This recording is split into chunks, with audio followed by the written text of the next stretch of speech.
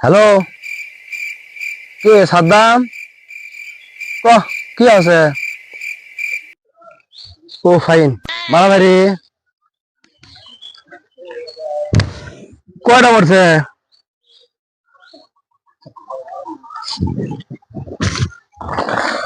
থানা জানছু? আগে থানা জানছু কে?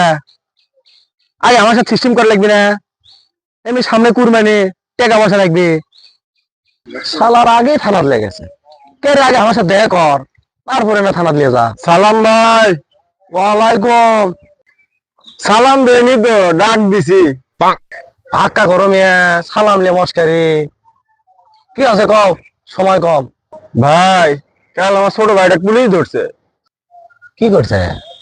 কিছুই করেনি, পিচ্ছে না গাঁজা খাচ্ছে।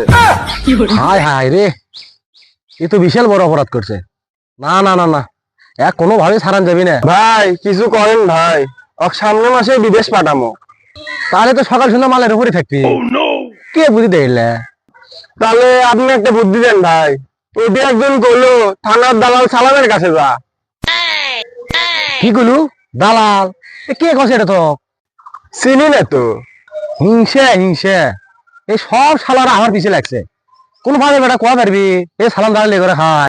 এ শোন, ওসি স্যার আমাকে বিরে আর সেও করে। ওটা কি দালালি? সাহায্যকারী সাহায্যকারী। ভাই আর কি করবেন? কয় টাকা আনছো? দে, কয় টাকা আনছো? এ কাল 2 লাখ টাকা নিয়ে আসিস। এত গুটি পামো? বিদেশ বলে পাঠাবো, তখন গুটি পেল নি। থানার যাওয়ার বিদেশ যাওয়া একই কথা, বুঝছো? আর এ 5,000।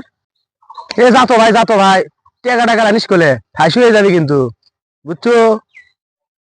ইয়া, আমরা কার জন্য অপেক্ষা করিচ্ছি? চুপ থাকেন তো। হাজি সাহেব, শরীরে তো গরম কেমন? তোমার ওই পকেট এসে কমই আছে।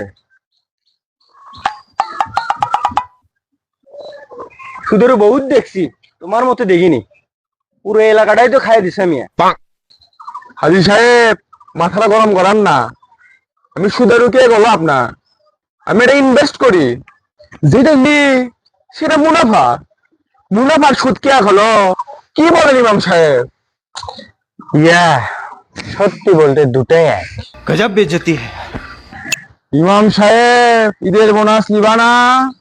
মনে রাখো, আমি কিন্তু মসজিদের সেক্রেটারি। কও ইমাম কও। সেই লেগেছে, আমি মসজিদের সভাপতি বেঁচে আছি তো। আল্লাহ তাআলা বলেছেন, আমি সুদকে হারাম করেছি আর ব্যবসাকে হালাল করেছি। জবান খুলে বলুন, ঠিক কি না? আর ঘুষ খাওয়া হালাল দালাল। সারা জীবন ঘুষের টাকা দিয়ে বাড়ি করলেন, গাড়ি করলেন, আবার ঘুষের টাকা দিয়ে হজ করে আলেন। এখন আবার লেকচার মারেন। সারাদিন বিবালে পক পক করে জান্নাতে হবেন। আরে মূর্খ সুদেরু, আমি জীবনেও ঘুষ খাইনি। মানুষ যদি লাগান আমাকে উপহার দেয়, আমি কি করবো? ইমাম তুমি বলো। আমি খালি মানুষ কই এত উপহার দিয়ে কি করবো? টাকা দিস। সি সি সি সি, আমি কি না এ সুদখোর ঘুষখোরদের ইমাম, আবার তাদের সাথেই কুরবানি দিচ্ছি। সি, নাউজুবিল্লাহ। যা বেটা যা, তোমাকে লিখনো গরু জমা করার জন্য। টাকা থাকলে লোকের অভাব। ভালো একটা ভেজাল হয়ে গেল। কত সুদেরু, কি করি? আবার সুদেরু? আরে ভাই, আমার তো একটা নাম আছে। জয় গে জাম হয়ে গেলে মাল, জামাল। আসসালামু আলাইকুম হাজি সাহেব, ভালো আছেন আপনি? আরে জামাল ভাই,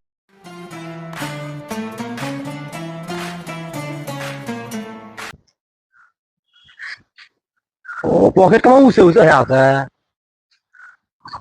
সালাম, তোমার কি কুরবানির ভাগ আছে? না ভাই, কেউ লিবার চায় না।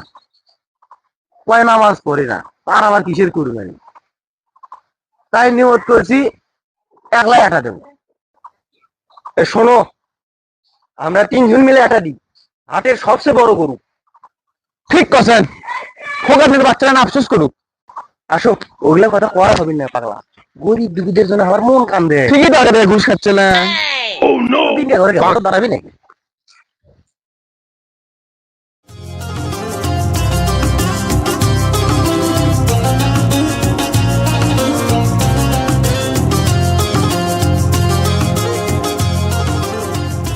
চলো চলো, কষায় বসে আছে, গরু লিয়ে আসা লাগবি। চাচা সর্বনাশ আছে, গরু স্টক করে মরে যায়। এ পুটি গেল রে, আমার মাথা খাইনি রে। ওয়াল্লাহ, এটা কি হলো আল্লাহ, ওয়াল্লাহ এই 5 লাখ টাকা আমি সুদের উপর লাগানো নি, 3 লাখ টাকা বানানো আমি।